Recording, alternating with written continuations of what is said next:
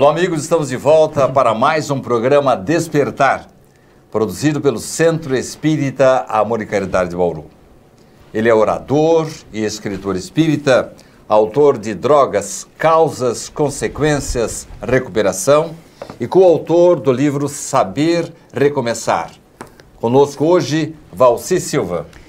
É um prazer, uma alegria retornar a Bauru, aqui nesta importante instituição que é o SEAC, para podermos dividir com as pessoas, como nós já o fizemos na temática da manhã, a palestra que fizemos, chamada As Dores da Alma, onde nós perpassamos por questões da dor, do sofrimento humano, do psiquismo da humanidade presente, as suas dificuldades e os caminhos naturais para uma superação na jornada espírita ou na jornada humana que todos nós nos encontramos para o processo do crescimento e da evolução de todos nós. Valci, a alma dói? Pois é, tudo dói, né? Disse que quando a alma não é pequena, tudo pode ser superado. Mas naturalmente, no estágio em que a raça humana se encontra, os humanos, ainda nós temos sofrimentos, nós temos dores, e que a gente, carinhosamente, tiramos do livro de Hamed, do Espírito Santo, o Espírito Hamed, do Francisco do Espírito Santo, lá de Catanduva, a temática As Dores da Alma, onde fizemos uma síntese, naturalmente, bastante pequena da obra, porque ela é volumosa e importante. E, neste contexto, nós temos que reconhecer que, na atualidade, o sofrimento humano é bastante agudo no terreno... Não o sofrimento físico, mas você deve estar se referindo... São as dores psíquicas que a gente chama, ou as dores morais. Como você falou na sua palestra, você falou sobre depressão, sobre dificuldade para se dormir... Ansiedade, relacionamento... Agressividade, violência... Você é psicólogo? Somos. E trata especificamente disso no seu consultório? Então, na clínica geral, nós cuidamos do sofrimento humano e que naturalmente surge, os problemas da natureza humana. Como o ser humano é um contexto bastante complexo, ele também tem dores.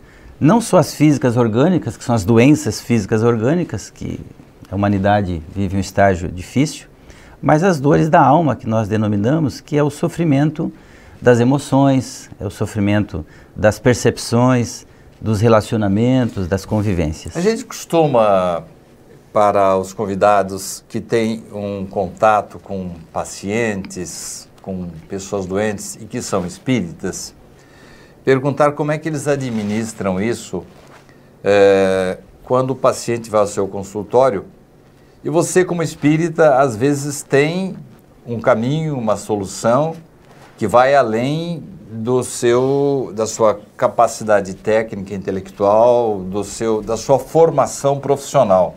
Como é que você administra isso? De repente aparece lá uma pessoa com depressão e você percebe que por trás daquela depressão, além dos seus problemas neurológicos, emocionais, há também algo mais, como por exemplo, um espírito obsessor acompanhando. Como é que fica isso? Em primeiro lugar, enquanto profissional da psicologia, nós respeitamos o processo da ética e trabalhamos o que é possível dentro da técnica da psicologia. Quando sentimos ou percebemos que a pessoa tem alguma possibilidade da aceitação e da orientação espiritual, então nós sugerimos a ela a possibilidade de um acompanhamento desta natureza. Naturalmente, há casos que isso é possível, onde a pessoa tem uma simpatia, vamos dizer, ou tem uma aproximação da realidade espiritual. Interrompendo você, não há casos em que pessoas já sabem que você é espírita e o procura exatamente porque é um psicólogo espírita? Aí, neste caso, fica mais fácil. Eu faria isso, né? Sim, a gente tem uma parcela da clientela, vamos dizer assim, que nos procura justamente por este fator. E quando não, como vinha dizendo, nós sugerimos, porque temos que respeitar naturalmente o credo e a crença do outro. Mas, em geral, mesmo aqueles que não têm uma simpatia, uma aproximação da doutrina, na ânsia de solucionar suas dúvidas, seus sofrimentos, se sugerimos, elas acabam pensando, e algumas até aceitam.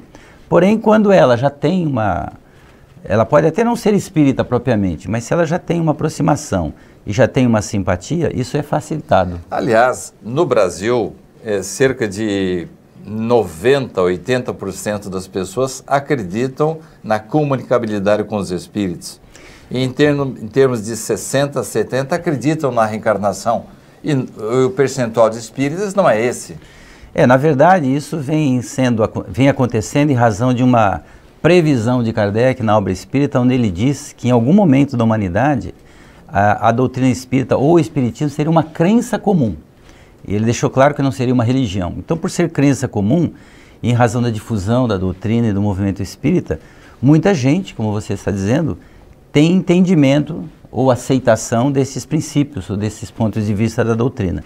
Então, isso naturalmente facilita o nosso trabalho, facilita a vida da pessoa, às vezes até o encaminhamento para a cura. E se tratando de um caso de obsessão clássico, vamos dizer, nós procuramos de alguma forma instruir a pessoa a repensar o seu ponto de vista espiritual ou religioso, porque seria um grande auxiliar, né? Um suporte grande para que ela pudesse enfrentar, por exemplo, a sua depressão, o seu grau patológico de ansiedade, que muitas vezes é assessorado, vamos dizer assim, por espíritos obsessores ou brincalhões que costumam perturbar a pessoa. Ou vingadores. Muitas vezes vingadores. Depende do caso, depende da pessoa e da sua aceitabilidade das instruções. Um mentor muito conhecido nosso, chamado André Luiz, que se comunicava por Francisco Cândido Xavier, no livro Libertação, refere-se aos profissionais, aos médicos, que distanciam-se um pouco de Deus e abrem mão de um recurso extraordinário que a espiritualidade coloca à disposição de vocês. Correto. E num programa passado nós tivemos aqui a presença de um médico e para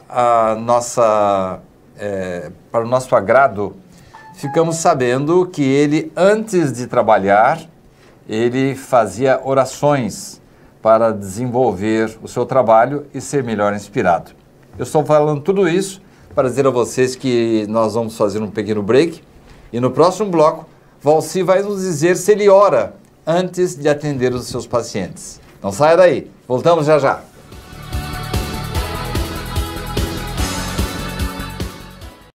A Livraria SEAC conta com mais de 4.500 títulos, obras básicas do espiritismo, romances, livros infantis, adolescentes e adultos, de todos os gêneros da literatura espírita. E mais, a Livraria SEAC oferece o Clube do Livro, onde o sócio paga uma pequena mensalidade e retira uma obra diferente a cada mês. Aqui você também encontra agendas, DVDs, CDs de músicas instrumentais, CDs de palestras, audiolivros e livros de bolso com mensagens diárias.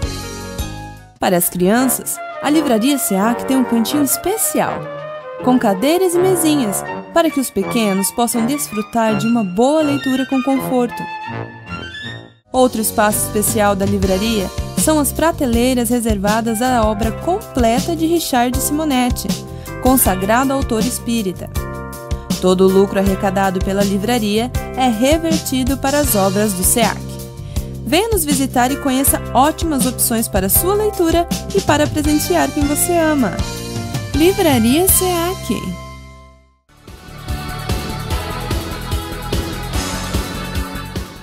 Estamos de volta para o segundo bloco do programa de hoje, Despertar, que está trazendo assuntos do seu interesse. Valci, você faz orações? Você se prepara para os seus atendimentos? Então vamos pensar. Nos formamos na psicologia no ano de 1982. Quando da minha formação, eu já tinha uma aproximação com a doutrina espírita em razão daquele momento de estar numa família, que foi a minha esposa primeira, espíritas. Então eu conhecia a doutrina espírita através deles. Então eu não tinha ainda uma compreensão profunda da doutrina, mas tinha uma aproximação. No ano seguinte, em 1983, eu adentrei para valer na doutrina espírita através de uma amiga, também já desencarnada, que eu quero fazer aqui uma homenagem póstuma, chamada Anita, que foi a pessoa que me colocou dentro do espiritismo. E a partir daquele momento, então, nós passamos a ter uma visão e uma compreensão da realidade espiritual da realidade do que estamos fazendo aqui, e a oração passou a fazer parte da nossa vida. E confesso que até antes daquele momento, ela não estava presente na minha vida. Então, naturalmente, hoje, orar é uma necessidade, né, do ser humano, independente até da crença. Tornou-se sua rotina? Tornou-se um hábito e uma rotina porque a própria doutrina nos instrui para o religar com Deus, que é através da prece, que é uma das formas de se religar a Deus, é a prece. Então isso se tornou natural e espontâneo. Hoje nós o fazemos com tranquilidade e naturalidade e já tivemos até oportunidade em algumas atividades profissionais de pessoas que pediram a nós naquele momento que orasse com ela ou que fizesse uma prece. Mesmo no seu consultório? Mesmo no consultório, ou até que ministrasse um passo. Ah, isso que eu ia perguntar. Aconteceu isso? Já aconteceu algumas vezes, em que a pessoa solicitou. Naturalmente, nós concluímos a etapa da terapia naquele momento e depois o fizemos por solicitação.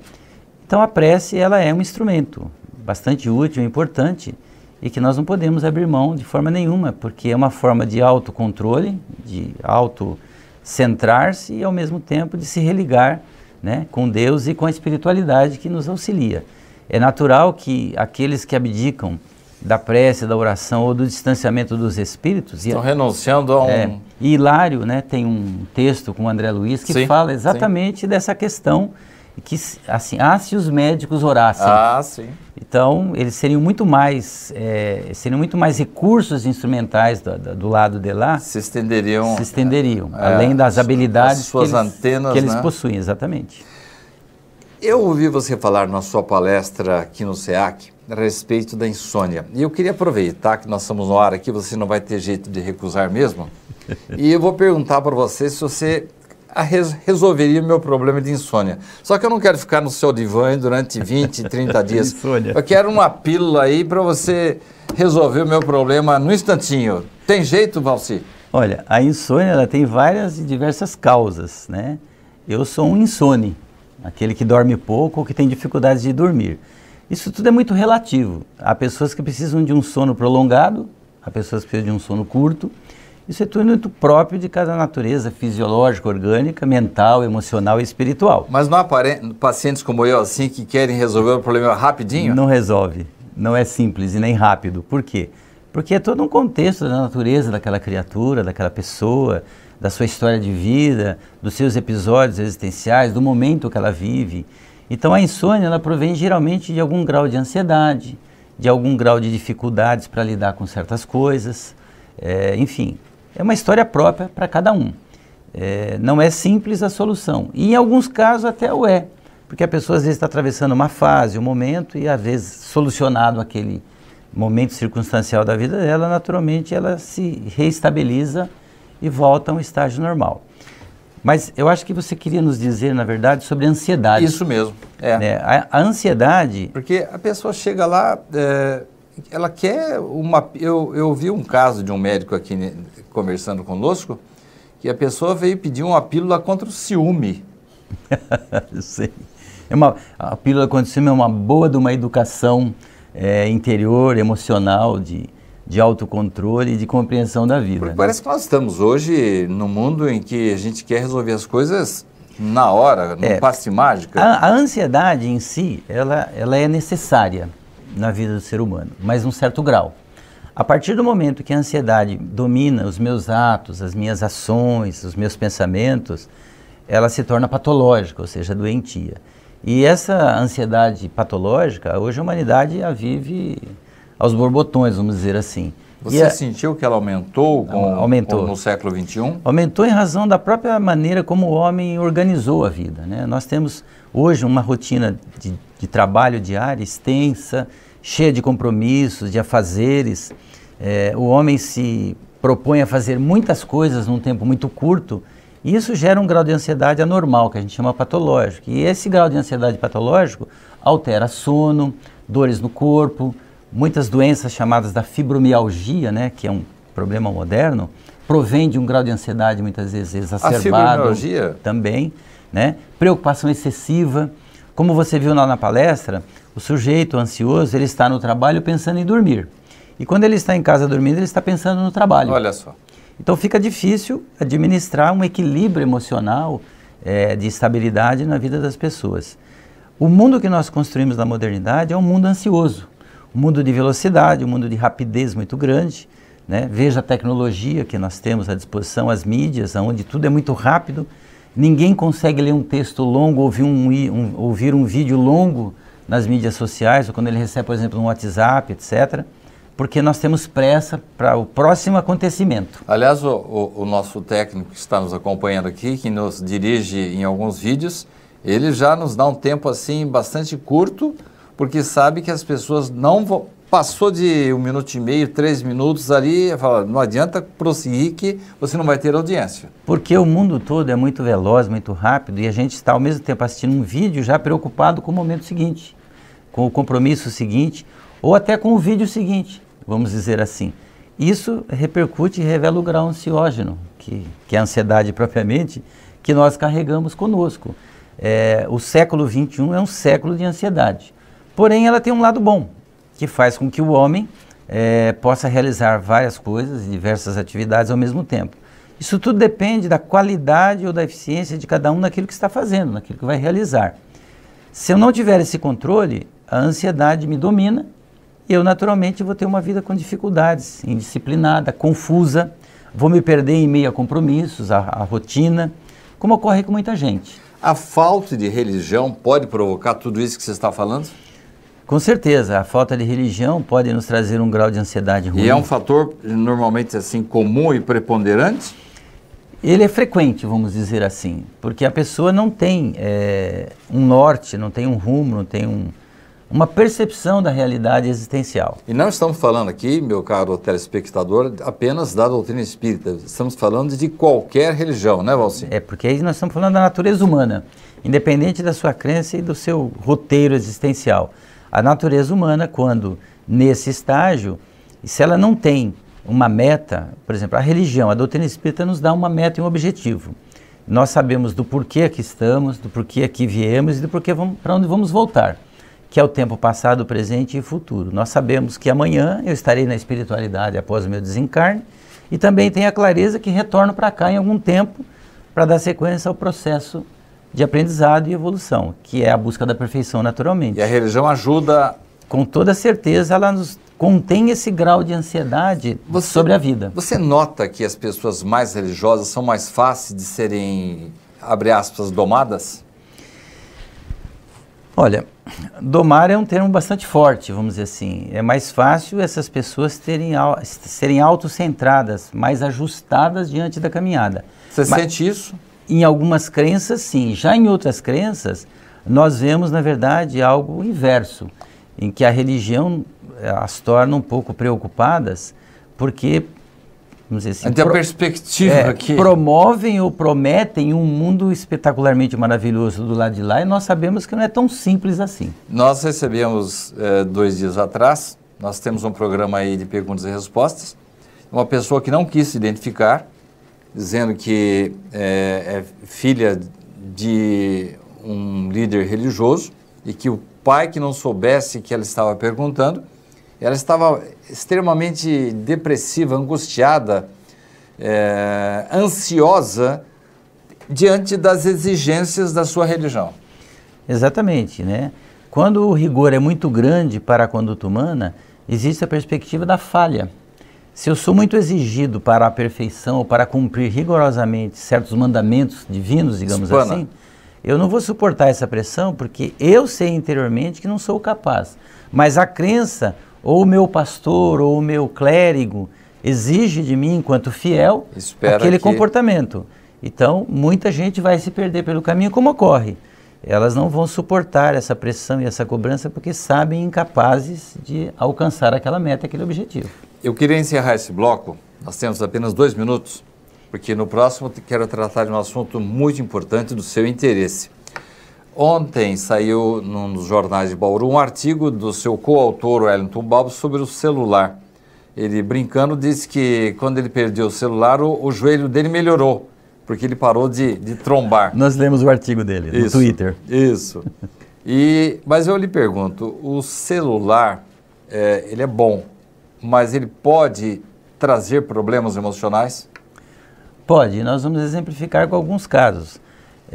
o uso do celular como equipamento, e se a gente olhar lá atrás, na década aproximadamente de 60, 70, quando havia aqueles gibizinhos do Júlio Verne, isso é do nosso tempo. Sim, eu lembro. Que já tinha aquele equipamento que sugeria o celular, aquilo já era uma antevisão do mundo moderno, trouxe-nos uma possibilidade fantástica, que é a comunicabilidade instantânea com qualquer pessoa em qualquer canto do planeta.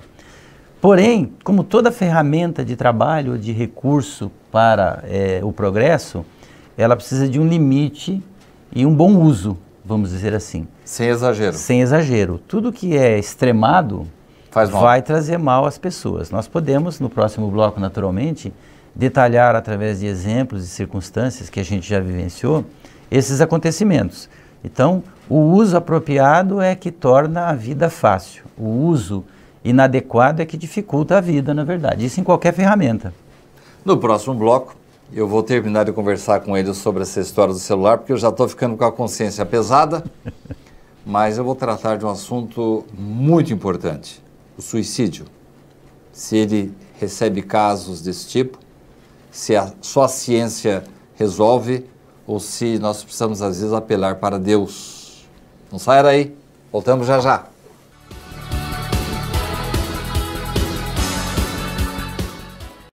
A Livraria SEAC conta com mais de 4.500 títulos, obras básicas do Espiritismo, romances, livros infantis, adolescentes e adultos, de todos os gêneros da literatura espírita. E mais, a Livraria SEAC oferece o Clube do Livro, onde o sócio paga uma pequena mensalidade e retira uma obra diferente a cada mês. Aqui você também encontra agendas, DVDs, CDs de músicas instrumentais, CDs de palestras, audiolivros e livros de bolso com mensagens diárias. Para as crianças, a Livraria SEAC tem um cantinho especial, com cadeiras e mesinhas, para que os pequenos possam desfrutar de uma boa leitura com conforto. Outro espaço especial da livraria são as prateleiras reservadas à obra completa de Richard Simonetti, consagrado autor espírita. Todo o lucro arrecadado pela livraria é revertido para as obras do SEAC. Venha nos visitar e conheça ótimas opções para sua leitura e para presentear quem você ama. Livraria SEAC.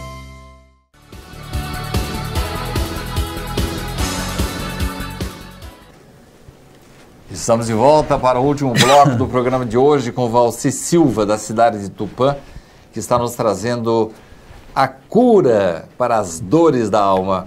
Valci, no bloco anterior você me deixou preocupado, rapaz, eu não posso nem relar mais o meu celular. O celular faz tanto mal assim, Valci? Não, como ferramenta em si mesmo, não faz mal, né? Assim como o dinheiro como instrumento não é ruim, nem bom, ele é neutro. É o uso, né, do dinheiro que pode fazer a guerra ou matar a fome. O celular, por sua vez, num paralelo do dinheiro, ele é neutro como ferramenta do ponto de vista do instrumento de uso. Agora, se eu, por exemplo, passar horas e horas no celular, despreocupado dos meus compromissos, dos meus afazeres, negligenciando a responsabilidade, então ele vira um recurso ruim, porque eu uso de forma ruim. Mas se naturalmente eu usá-lo como ferramenta de trabalho, de comunicação, até de lazer e recreação, em circunstâncias, de forma apropriada, então ele não me fará mal algum. Na verdade, eu não me farei mal algum porque o uso daquele recurso, daquele instrumento é meu. Ele em si mesmo é neutro, ele está aí quietinho e tudo bem. O amigo que você citou, Elton Balbo, que hoje está em Salvador, Bahia, mas daqui de Tupã, um grande amigo e companheiro, ele foi bastante feliz naquele artigo que ele tweetou e pôs no Face também, falando, né, fazendo uma reflexão sobre o uso adequado do equipamento, né? Tem aí vídeos engraçados na mídia social de pessoas que trombam em postes, que às vezes são atropeladas, né? Que às vezes se veem perdidas no meio da rua porque elas estão concentradas na telinha do celular e não olhando onde estão transitando. Então esse é um uso patético, a gente diria até esdrúxulo do equipamento. Eu não posso me distrair. Quem de nós, de vez em quando, não vê um WhatsApp ou não manda um WhatsApp dirigindo? é um risco grande, né? E atire a primeira pedra quem não o faz. Então, tudo isso é o recurso que tenho à mão da forma como uso. Então, se não fosse um instrumento necessário e adequado para a humanidade, Deus não o permitiria. As pessoas às vezes falam, mas como isso acontece? Se tudo que está no mundo é permitido por Deus. Depende do uso, então. A ciência é uma permissão divina. Senão nós não teríamos todos esses recursos que nós dispomos. Então, a questão de ter equilíbrio para a equilíbrio para uso, utilização, exatamente. Agora, falando ainda do celular e estendendo um pouquinho para o computador, nós temos tido, neste século XXI, a desagradável constatação de que muitas pessoas, às vezes, partem para o suicídio. Elas se deprimem, elas ficam mais ansiosas em virtude de jogos, de conversas, de redes sociais. Você trata de casos assim? Naquele tempo recente da baleia azul, nós tivemos em algumas escolas da nossa região conversando com jovens, com pais, sobre a temática naquele momento. Então esse é um recurso da mídia social ou do equipamento, que é o celular, que é o mau uso. As pessoas com má fé e interessadas em problemas, elas usam esse instrumento para levar, né, esta situação para todo o canto do planeta. Né? Você acha que isso tem origem em espíritos inferiores, que para nós espíritas são obsessores, para irmãos evangélicos é o diabo que está por trás disso? Você acha que há forças do mal atrás disso? Então, buscando a pergunta 459 do Livro dos Espíritos, onde Kardec indaga a espiritualidade, se os espíritos influenciavam a nossa vida, muito e mais. A resposta dele é contundente: muito mais do que pensais, de ordinário que são, vos dirige, vos manipulam. Então há sim, de alguma forma, os chamados espíritos trevosos por detrás dessas manipulações, com o propósito, naturalmente, de atropelar a humanidade. Então, esse recurso é bom, mas olha o uso que é feito dele. E nós tivemos, na ocasião, alguns casos de assistência e orientação nesse sentido. E a questão do suicídio, ela vai além, né? Num mundo atropelado, num mundo de dificuldades, num mundo de grande competição, muitas pessoas não superam as adversidades, elas não conseguem usar suas habilidades, seus potenciais e se sentem à margem, se sentem excluídas, digamos, ou se auto-excluem muitas vezes. Então a ideia da suicida começa a surgir na mente da pessoa, se não houver um momento em que aquilo possa ser cortado, desligado os fios dos pensamentos, e nessas horas nós sabemos que a influência espiritual se acopla, né, nestas pessoas. Não é somente um problema interno. Não, ele é externo, e não é só a questão da obsessão também. Os espíritos trevosos se aproveitam da fragilidade e da dificuldade das pessoas para propor-lhes, né, ideias, a gente chama de ideia suicida, ideação suicida, né? Já tivemos ao longo da profissão, que já vai aí 35 anos de prática de psicologia, casos semelhantes, muitos casos desta natureza, e alguns nós tivemos a felicidade de controlar, no bom sentido, né, de administrar e a pessoa caminhar em outra direção. E o suicídio no mundo atual é um problema, né? O Setembro Azul, que é o mês próprio para a discussão, não é Setembro Azul não, é Setembro Amarelo. Isso. Né?